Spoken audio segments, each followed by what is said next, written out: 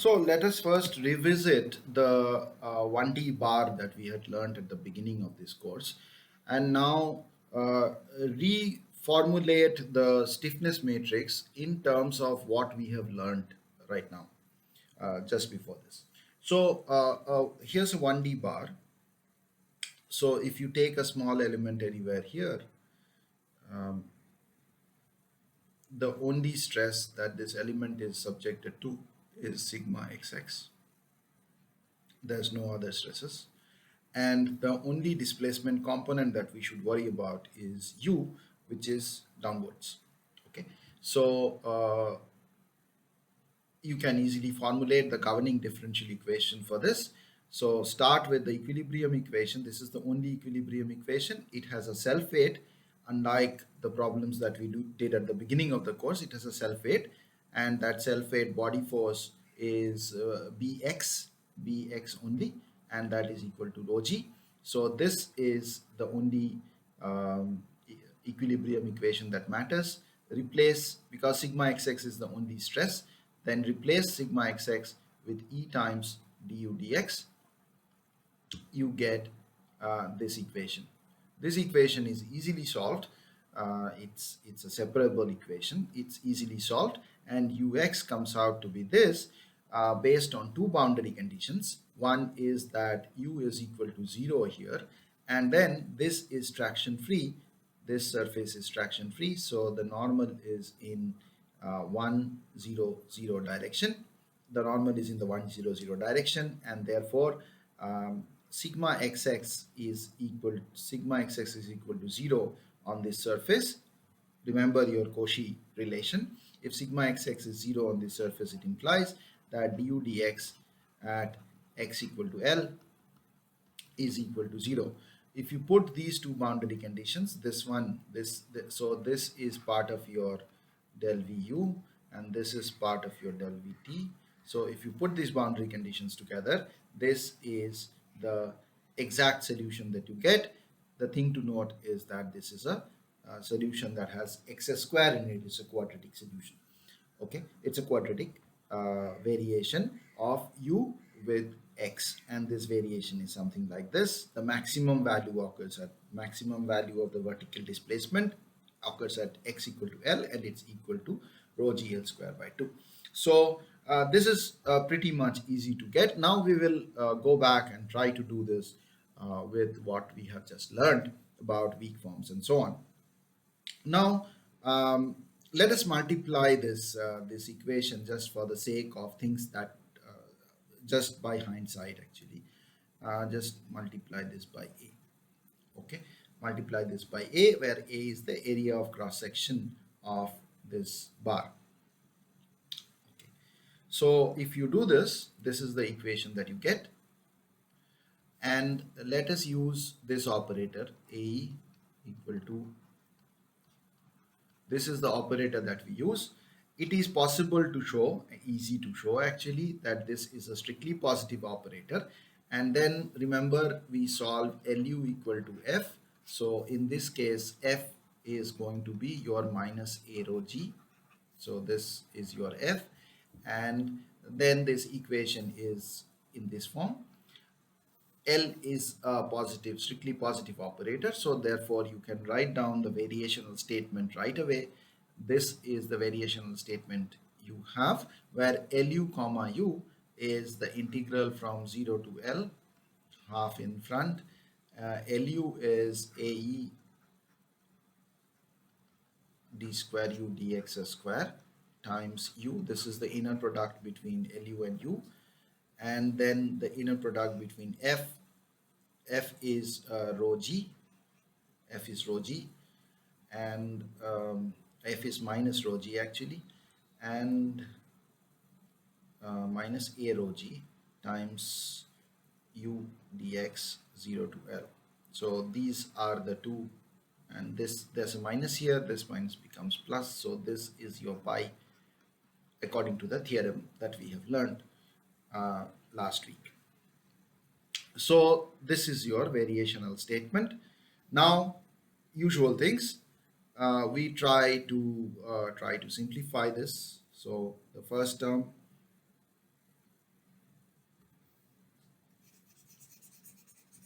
let's take the first term and apply integration by parts. So a is a constant. First derivative of this, first integral of this du dx times u evaluated at 0 L minus ae du dx, that remains, and then this has to be differentiated, so du dx again dx, so you have du dx whole square, so this is the term that you get. Now this, as we have discussed for the exact solution, at 0 u is 0, at L du dx is equal to 0, so this is 0 at both ends, so this whole term is 0, and you are left with pi equal to this. So here we get the variational statement to this problem, to this particular problem, to this problem. We get the variational statement using the basic theorem that we learned last week for a strictly positive operator. So if the operator is strictly positive, you know by now that we can write down the variational statement almost mechanically. Okay. Now, this variational statement could also have been derived from the principle of minimum potential energy, and while doing that we have to remember the principle of minimum potential energy. This is the strain energy stored in the material, elastic material, and this is the potential of the loads. So this gives you the potential energy, and we know from the for linear elasticity, the minimum potential energy, for the correct displacement that satisfies the essential boundary conditions, the potential energy has to be a minimum. So here we have only one component of B, which is Bx. We have only one component of U, which is Ux, and which we are calling as U. So this integral is 0 to L Ubx dx. And then here we have only one component of stress, and that is sigma xx, one component of strain, that is epsilon xx, and we can replace this by epsilon xx square by E, which will be 1 by E. We can replace it by E epsilon xx square, which will be equal to E times du dx whole square, and the volume here, this is A times dx, this volume is also A times dx. So once we do that, there are no tractions, so this term is equal to 0. So this is the potential energy that we get, which except for a minus sign. So what we had got in the previous one was minus the first term plus the second term. Here we have got plus the first term minus the second term. So this is not important because del pi equal to 0 would still be the same equation. So when we do del pi, we have to do del of this. So del of this is 2 times du dx plus del of du dx. That is the del of this term, and you know the del and the d can be interchanged, so this becomes 2 times du dx plus d dx of del u. So this is what it becomes.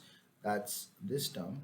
This term is del of this, so this becomes rho g delta u dx. So rho g does not get affected by the del, and this gets affected by the del, so you have delta u here.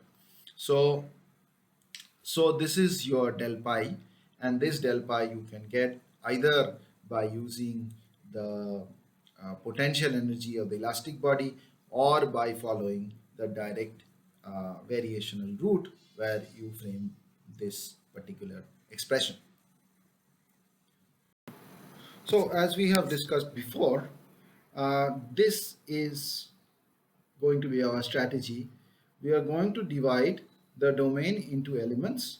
I have divided it here into, let's say, 3 elements. Let's number them just as we used to do. And the nodes are here. So 4 nodes and 3 elements, a very simple case.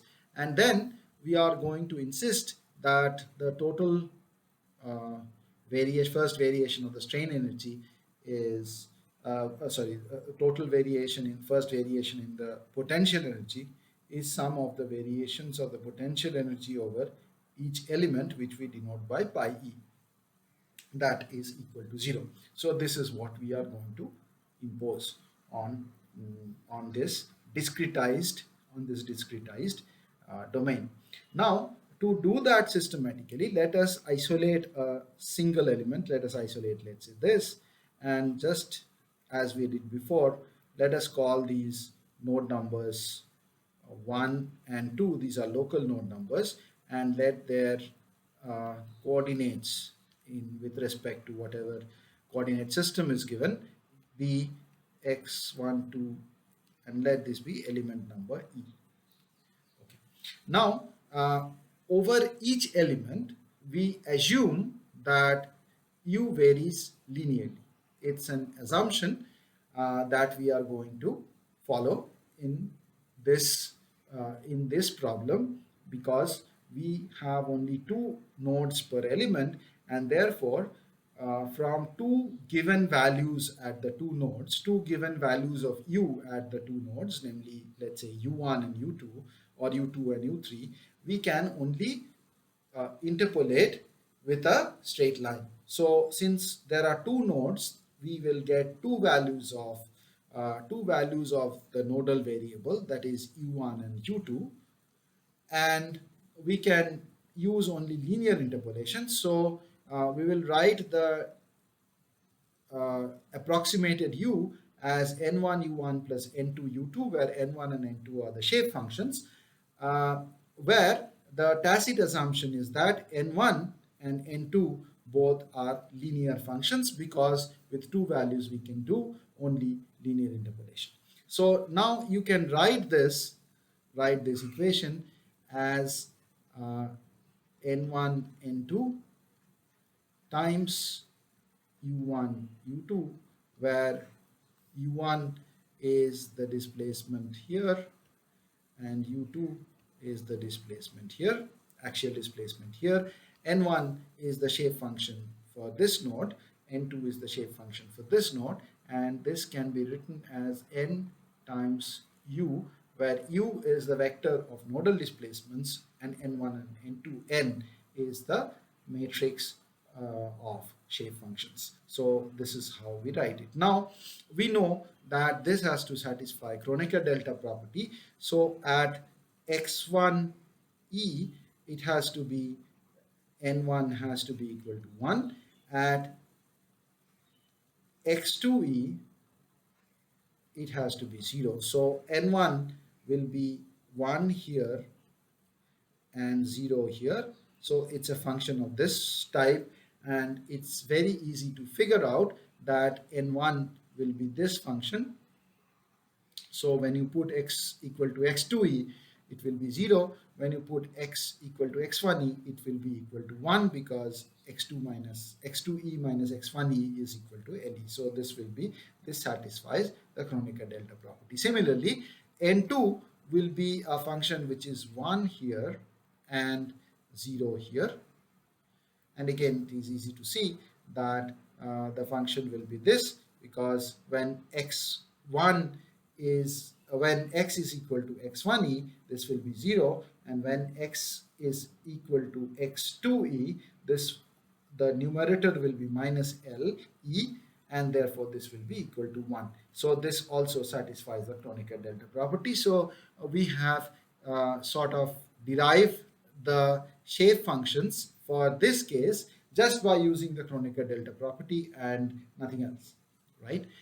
If you also sum them up, you will see that the x cancels out, and you are left with sum of n1 and n2 equal to 1. So these two shape functions that we have derived here satisfy both the properties of shape functions that are necessary for for our problems. So now if UH is this, delta UH is N1 delta U1 times N2 delta U2. These are not functions of U, these are functions of position only.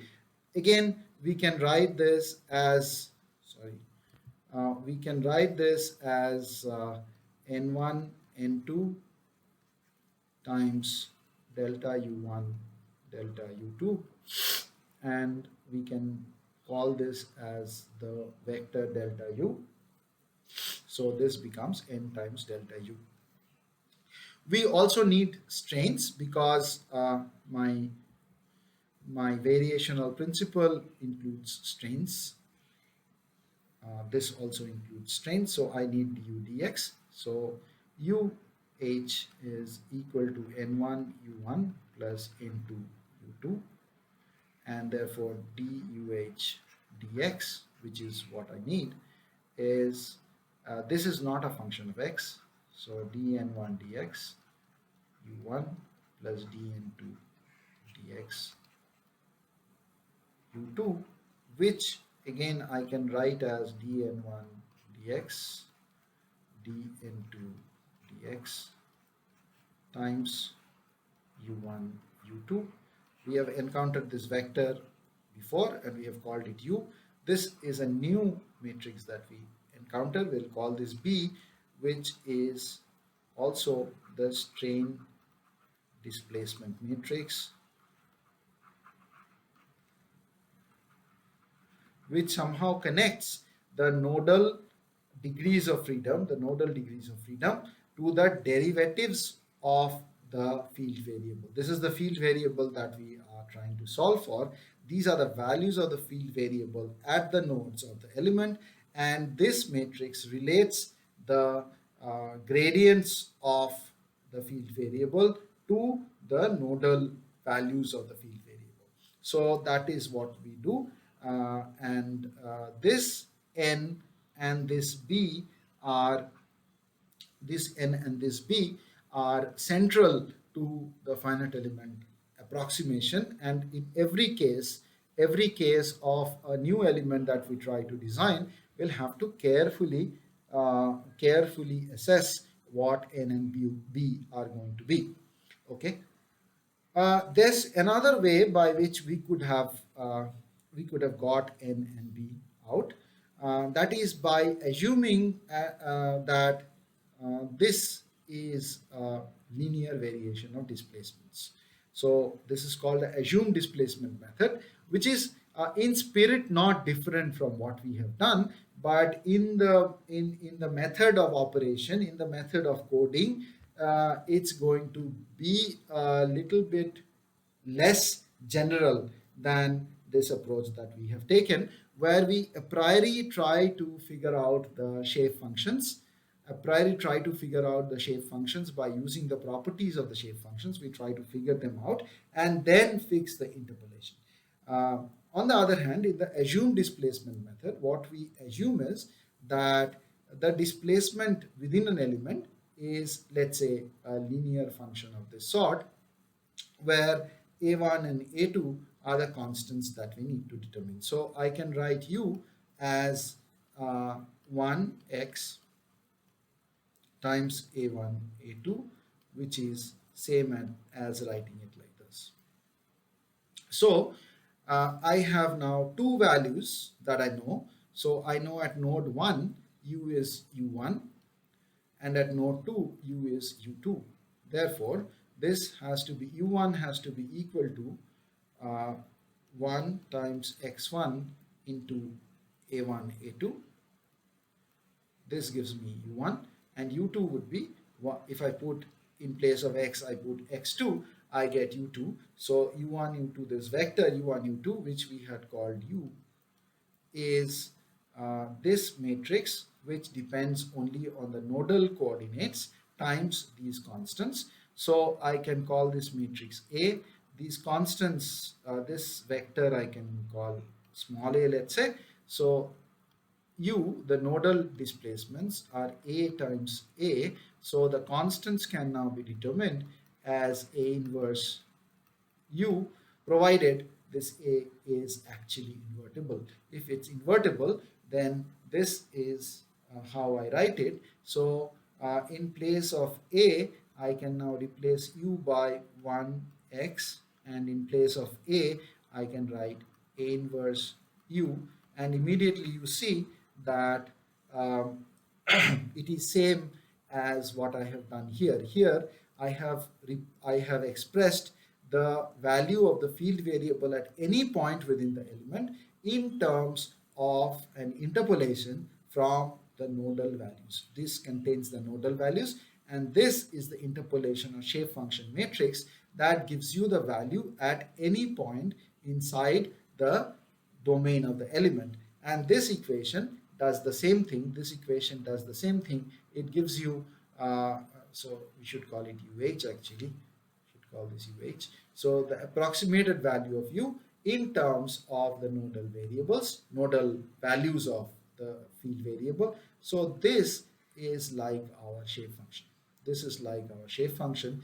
I can take derivatives of this. So this does not contain any x. So if I take derivatives del UH del x, then I will get this will become 0, this will become 1, and then I'll be left with A inverse U, which does not contain any x. So this whole thing now is the matrix that connects my nodal variables to the gradients of the field variable. So this is akin to my B matrix that I have seen. So both these routes are possible, and in many cases, especially in solid mechanics problems, fluid mechanics problems, this approach is more generalizable, as we see. So its coding is much more robust and much more general compared to this approach, the assumed displacement approach, though both approaches will lead you um, to correct kind of interpolation functions and string displacement matrices. Okay, so after having done this, we are going to go back to this statement, and especially to this one. So now we are going to impose this not on the whole domain, but on the domain of the element. So what we are going to do is, we are going to say that going to say something stronger than what I have written here. Here I have written that the sum of the potential energies over all elements must be equal to 0. Sum of the first variation of the potential energy over all elements has to be 0. And now I am going to say that if this is true, one way this can be true is if each of these quantities are also equal to 0, which is a stronger statement than what I have made here. Now I'm going to impose del pi E equal to 0 in order to derive the elemental force displacement relationship. So now del pi E has the same form as del pi, except that these are integrals from x1e to x2e in our case. This is an integral from x1e to x2e in our case. Otherwise, all these things are same as in del pi. So that's what I'm going to do. I have del u del x. I have a approximation which is b times u. This I have an approximation which is b times delta u. And for these things, for del u, we have an approximation which is n times u. So I'm going to use all that. I'm going to use all that in order to write this down for the particular element E. So that's what we are doing here. So this is my del pi E, and I have written it down again. And here there's a small typo. This should be a minus. Okay, so now I am writing this. Remember, du dx has been approximated as b times u, and d delta u dx will therefore be b times delta u and these two things give, this multiplication of these two things will give me a scalar. So this is a this uh, I am going to write as then the first one I'm going to write as delta U transpose B transpose times B U. So this will be a scalar. This remember is this remember is 2 cross 1. This is 1 cross 2. So this is 1 cross 1. This is again 1 cross 2. This is 2 cross 1. So this would be uh, 1 cross 2 because it's transpose. This would be 2 cross 1. This would be 1 cross 2 again, and this would be 2 cross 1. So in the end you get a scalar here, and in addition I plug this AE in between them. So I write this as B transpose AE times B dx times U. U and delta U transpose, this delta U transpose that you had, they can come out of the integral, they can come out of this integral because they are not functions of x, and therefore they are not part of this integral, they can be taken out. Similarly, here I will write this delta U as uh, it is n delta U. I can write it as delta U transpose n transpose. I still get a scalar. Delta U transpose n transpose is 1 cross 2 into 2 cross 1. So um, that's a scalar. This is a scalar as well. This is, I think, 1 cross 2 into 2 cross 1 again. So both of these are scalars. And then I can take delta ut out, and this is what I am left with, and I'm going to call this the elemental stiffness, and this I'm going to call the elemental force. And this elemental force arises from the body forces that are present inside the material. So you can now write this as del U transpose Ke times U and del U transpose Fe, and now you are going to say that look, look, delta U transpose is arbitrary, delta U transpose is arbitrary, and therefore if del pi E has to be 0, we must have Ke times U equal to Fe. This is what we must have, since delta U transpose is arbitrary. So what will be the form of Ke? We can write it down. Remember B we have defined as dn1 dx, dn2 dx. So do this multiplication, B transpose B. So B transpose is dn1 dx, dn2 dx. So this is 2 cross 1, and then you have dn1 dx. B transpose B is what we have, 2.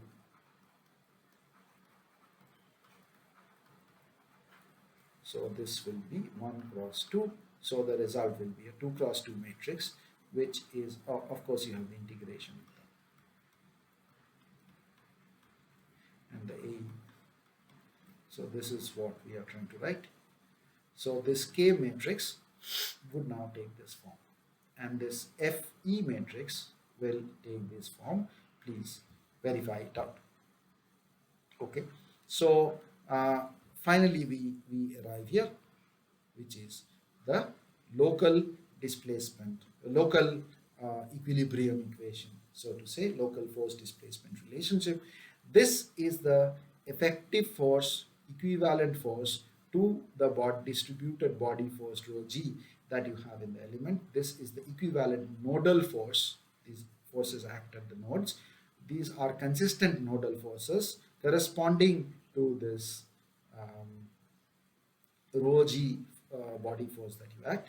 Remember, we had talked a little bit about formulating consistent nodal forces, and we have seen that sometimes even inconsistent estimates give good results, but this is a consistent estimate. This is a consistent estimate that is correct within the assumptions that you have made.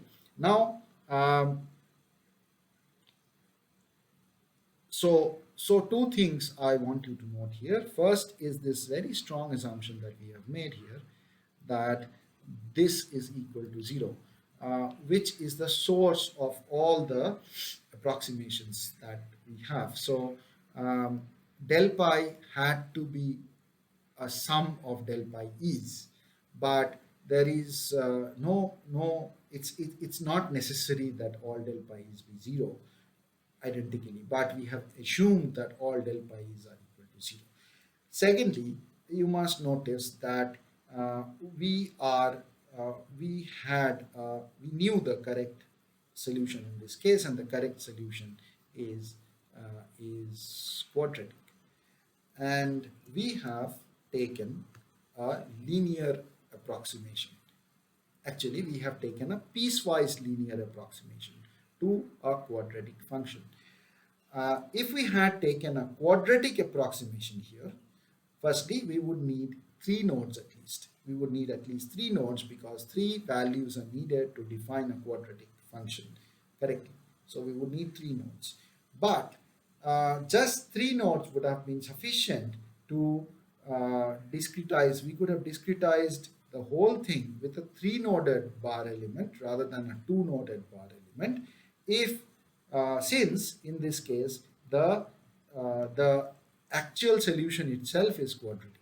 So if your actual solution is same as actual solution contains the same terms, same basis as your real solution, your actual solution contains the same basis as your approximate solution, I'm sorry, then you can do with one element only. So if we had a single 3-noded element, we could have done this problem exactly. We could have solved this problem exactly with just 3 nodes.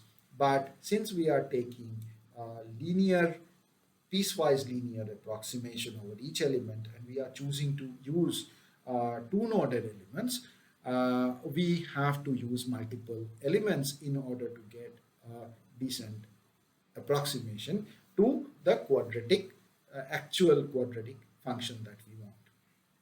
Okay, now you can put some flesh and blood into it, and you can you know the forms of n1 and n2, and so you know the forms of the derivatives with respect to x. So it's easy to figure out from here. So you have this n1, so dn1 dx would be equal to minus 1 by LE, and dn2 dx would be I think 1 by LE.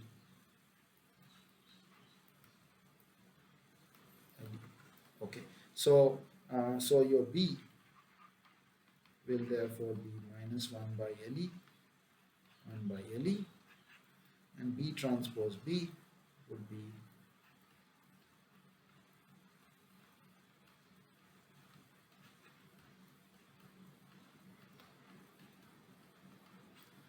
this. You can do the transpose. You have the AE in the front, you have this AE in the front, and then we do each of these integrals, and if you do that, then this is the stiffness matrix that you will get, and you will realize that this is the same stiffness matrix that we got from the fundamental definition of the local stiffness matrix at the beginning of the course when we did truss elements.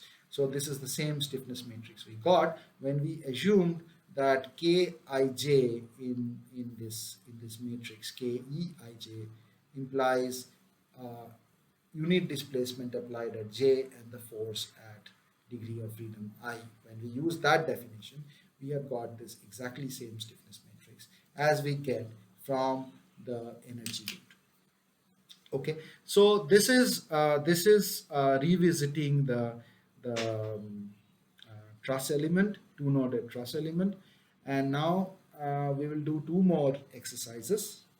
We will do revisit quickly the beam element, and then probably we will do something a little more complicated. We'll revisit the plate element as well. Okay, that's in the next installment.